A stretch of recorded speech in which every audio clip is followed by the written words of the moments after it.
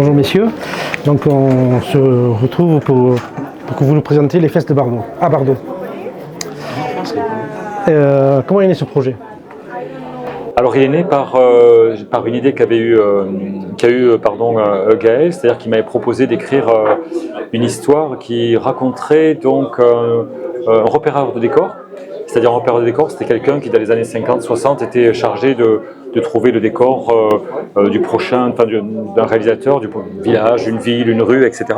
Et d'un repéreur de décor qui serait là pour essayer de trouver le village qui servirait de cadre au prochain film de Jean Gabin. Voilà. Donc l'idée est partie de là, et quelqu'un qui est, si je peux spolier, je spolie ou pas? Bah, c'est toi qui vois. Alors non, bon voilà. Maintenant on l'a lu. Voilà. Et donc évidemment le village c'est branle-bas de combat dans le village, puisque dans mon histoire, dans notre histoire, il n'y a pas uniquement Jean Gabin qui ferait partie du film, du casting, mais aussi Brigitte Bardot. Voilà. Et le repéreur du décor, pour prouver sa bonne foi, c'est-à-dire pour prouver qu'il est vraiment envoyé par Claude Autant-Lara, donc pour le prochain film de Gabin et de Bardot, a une photo des fesses à Bardot, qui est tirée du film donc En cas de malheur, qui est sorti en 58 et qui montre, même si ça a été coupé au montage, les fesses à Brigitte Bardot. Voilà. Et donc évidemment au village c'est le branle-bas de combat, puisque les retombées économiques pourraient être vraiment extraordinaires, et puis qui sait, le réalisateur aurait peut-être besoin de figurants, et voilà, donc ça de fil en aiguille on voit ceux qui sont pour la venue de Brigitte Bardot et là, ceux qui sont contre, notamment le curé et ses ouailles, qui voient tout le mal que pourrait faire la venue de Brigitte Bardot, puisqu'elle mettrait en émoi tout le village. Après, quand on voit le titre, c'est vrai que les fesses à Bardot, ça interroge la personne qui va lire le livre. Et finalement, quand on le lit, c'est vrai que c'est pas vraiment ce qu'on s'attend. Bah oui, moi je sais que même mes filles, surtout à notre époque, sortir un bouquin qui s'appelle Les fesses à Bardot, c'était risqué.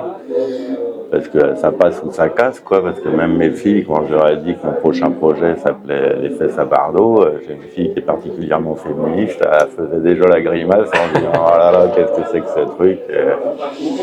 Et en fait, non, c'est une comédie jubilatoire, je dirais.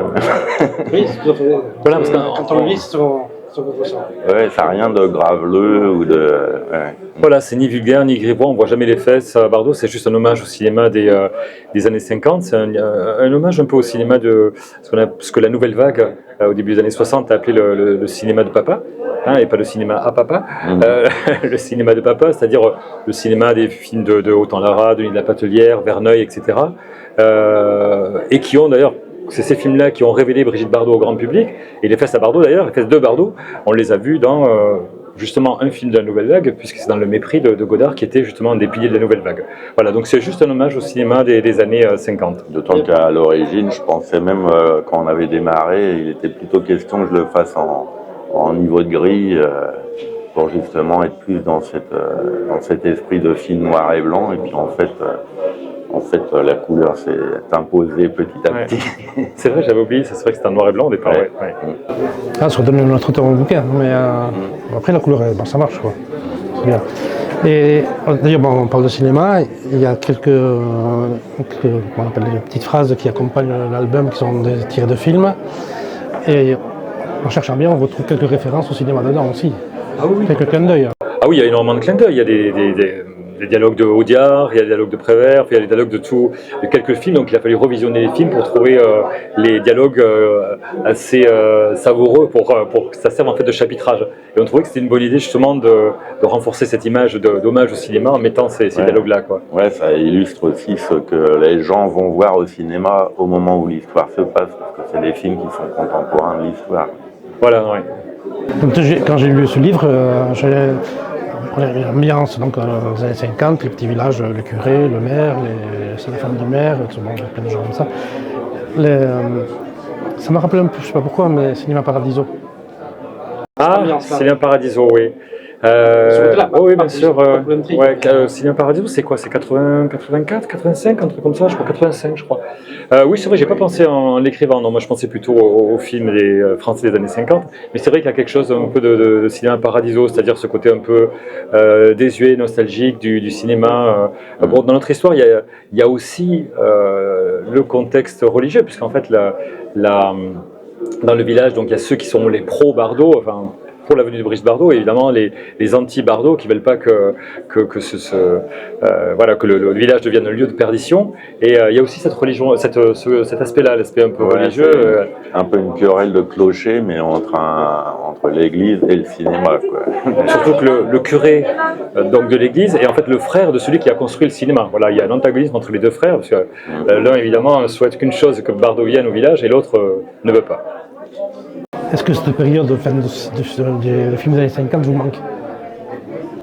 Moi, j'avoue qu'il y a des fois, je préfère largement revisionner des films de cette époque-là que de regarder des films nouveaux, parce que c'est de plus en plus formaté, de plus en plus violent, enfin, et puis pas forcément bien écrit non plus, pas forcément bien réalisé. Au moins, je suis sûr que quand je regarde un film de cette époque-là, il va y avoir un bon cadrage, une bonne mise en scène, souvent des bons dialogues.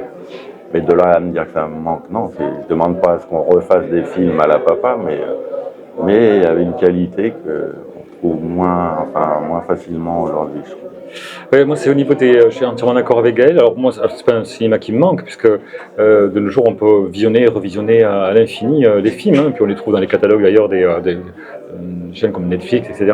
Mais c'est la qualité de dialogue, en fait, je trouve, qui a vraiment baissé, à part dans quelques films. Hein, il y a toujours contre-exemples, évidemment. Mais donc, c'est pas le cinéma qui manque, c'est la qualité d'écriture qui me manque. Je trouve que c'est exactement ce que dit Gaël, les films sont formatés. Et moi, pour avoir été prof de cinéma, je voyais très bien qu'à n'importe quel niveau, que ce soit le collège, le lycée ou même au-dessus, en prépa, les élèves parfois déconnectent très vite dès qu'il y a trop de dialogue dans un film. Hein, souvent, c'est dès qu'ils n'arrivent pas à suivre plus de 2 minutes, 3 minutes de dialogue, ils décrochent, quoi. C'est un peu dommage. Alors que dans ces films-là, justement, ce qui faisait la saveur, c'était le ping-pong, le tac-au-tac, les répliques entre les acteurs. Et je pense que dans l'histoire, on s'est pas trop mal débrouillé, puisque Gaël aussi a participé au scénario. Hein. On s'est pas trop mal débrouillé justement pour rendre un peu cette atmosphère. D'ailleurs, quand on le dit, on a l'impression de voir un de ces vieux films à papa. C'était le but, quoi. Et que ce serait pu même être un film à l'époque qui aurait pu sortir à cette époque-là.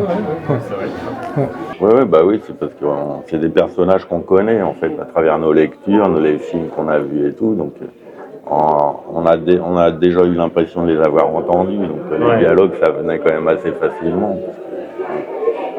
Pour écrire, j'ai pas revu 50 000 films, hein, parce que je les connais bien, mais j'ai revu En cas de malheur, évidemment, mais j'ai revu aussi les Vieux de la vieille, je trouve, avec les dialogues qui sont savoureux aussi, voilà, il y a quelques films comme ça qui sont, même Don Camillo, j'ai revu le premier Don Camillo, je trouvais ça tellement rigolo, voilà, je le mets, ouais, l'allusion, il y en a deux citations. J'avais regardé sur YouTube, j'étais retombé sur un vieux film qui est à peine connu, je me demande si c'est pas Le Chômeur ou un truc comme ça, avec Fernandel, c'est le seul chômeur du village, c'est vraiment une comédie.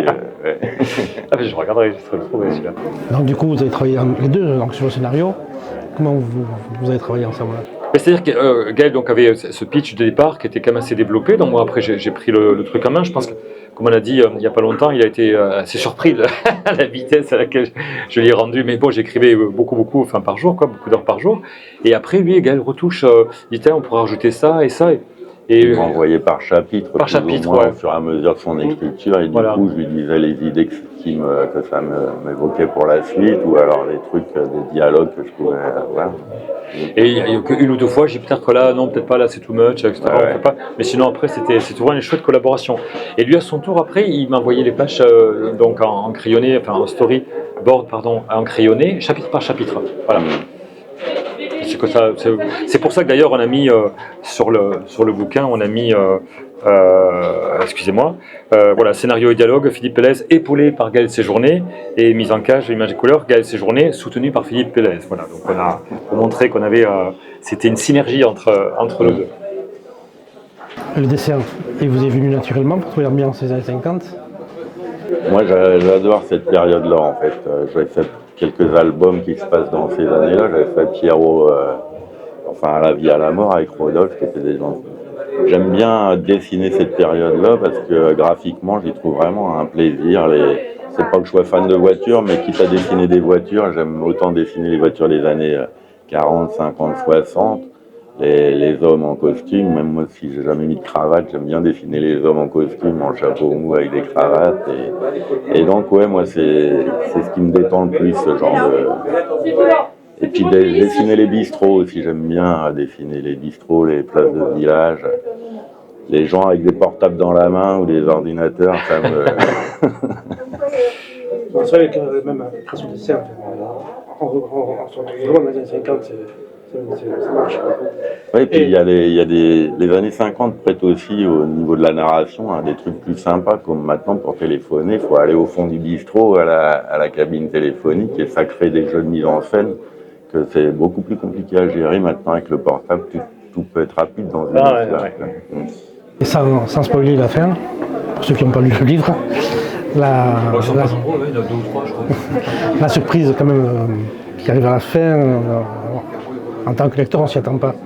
Et il fallait quand même maintenir le suspense pour nous surprendre. Ben oui, mais c'est ça le truc. Enfin, je veux dire, moi, justement, je serais curieux de savoir à quel stade la surprise a été, parce qu'il peut y avoir plusieurs surprises, et laquelle est la plus stupéfiante, je ne sais pas en fait. Donc, j'ose pas en parler là pour pas spoiler, mais au chapeau. Mais je sais que c'est pour moi une marque de fabrique aussi, dans ce que je disais, dans toutes mes histoires, il y a toujours à la fin un retournement de situation qui fait qu'on amène le lecteur sur un terrain. C'est le cas sur du dimanche. Oui, et puis même sur, justement, tu parlais du Hollywood, la dernière case, tu restes comme un couillon. Qu'est-ce qui s'est... on s'est fait avoir. Voilà, depuis le début, on se fait avoir. Là, on se fait pas avoir, mais bon, évidemment, il y a un twist à la fin qui est quelque part qui est réjouissant. Qui est réjouissant. Oui, ça marche. Et même quand on lit l'affaire, on se dit, bon, on quitte les personnages, ça. On pourrait imaginer une suite, en fait. Ah, je sais pas, ça. Non, mais je trouve que ça finit... dans une autre histoire. Ah oui, peut-être qu'il arrive à autre chose, mais je suis pas sûr que ce livre mérite une suite, une autre...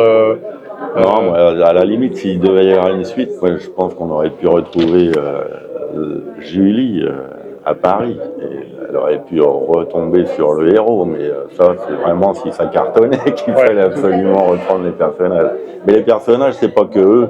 C'est le village, c'est aussi le village, c'est toute la... Voilà. Parce que Enfin, ils sont plus importants, ces gens-là, que le... Oui, voilà, le curé, le duc, tout, le patron du bistrot, ils sont tous importants, bien sûr. Et puis il y a aussi Gabin, puisqu'on voit Gabin à la fin, quand même. Mais ça, c'est pas le twist, je rassure les auditeurs. Bon, et là, avez-vous envie de retravailler ensemble après ce livre? C'est déjà fait. C'est déjà fait, et puis même c'est quasiment fini. Alors, on va travailler sur, je vais vous le pitcher, je peux le pitcher. Ouais. Ça s'appelle La Dernière Croisade, mais ZAD. Donc ça sortira en septembre, et c'est l'histoire d'une famille, d'une noblesse désargentée qui vivent dans une grande propriété plus ou moins en ruine, qui n'ont pas beaucoup d'argent. Et en fait, ils apprennent que dans le champ qui jouxte leur propriété va être construit des logements sociaux. Ce ne sont pas des logements sociaux, en fait, c'est une zone d'activité commerciale qui va être construite, et eux, ce champ leur tient à cœur, on saura pourquoi dans l'histoire. Et donc ils décident en fait, après avoir épuisé tous les recours possibles, le préfet, etc., de faire une ZAD pour bloquer l'accès au champ, donc, mais une ZAD de Bourges, c'est-à-dire avec de beaux canapés, de beaux meubles, etc. Et comme ça ne marche pas vraiment, en fait, ils font appel à de vrais zadistes pour bloquer la route et empêcher la construction de la zone commerciale. Voilà, la dernière croisade. Et il y aura après une troisième histoire. Pour le coup, c'est vraiment contemporain. Ouais, là c'est contemporain. Mais il y aura aussi un petit côté un peu désuet aussi dans la manière. Et ça vous fera surtout réviser l'imparfait du subjonctif. Voilà. Et voir le plus que parfait du subjonctif. En 2025, c'est une grosse année pour toi. J'ai pas sorti la première fois. Oui. Mais t'as quand même quelques sorties. Il y en aura une dizaine, mais il y en a deux ou trois qui vont être décalés, pour du retard, etc. Qui seront décalés à 2026, mais il y en aura 9, 10, quoi. Ouais. Oui, parce que ce projet, La Dernière Croisade, il est prévu pour l'automne. Donc cet album a été fini plus tôt que prévu, on a largement eu le temps. en faire un autre. C'est-à-dire que quand une équipe fonctionne comme ça, c'est tellement facile de travailler avec elle que, puis bon, je pense Et que ton côté c'est pareil, réciproquement. Et c'est pas, ça passe tout seul, quoi. Enfin, je veux dire, c'est pam, j'ai changé ça, je regarde, bah ouais, c'est nickel, j'avais pas eu cette idée, mais c'est super, parfait. Là, il m'ajoute ça sur les dessins, moi ça me va très bien. Et puis ça avance, je dis merde, on a fini l'album, quoi. Allez, on attaque le second. Et voilà, quoi. Sinon, vite qu'il écrit. Bah alors en plus, Pas mal, quand même, il se trouve que disons que là en plus je suis dans un format inhabituel pour moi parce qu'on est en forte pagination, il y a moins de cases par page. Et puis il se trouvait que j'avais acheté une tablette graphique 3 mois avant qu'on fasse le projet ensemble et c'est bien tombé parce que ça m'a fait gagner un temps fou en fait de travailler directement à la tablette plutôt que sur papier. Bon, mais parfait. Merci beaucoup. Merci à vous.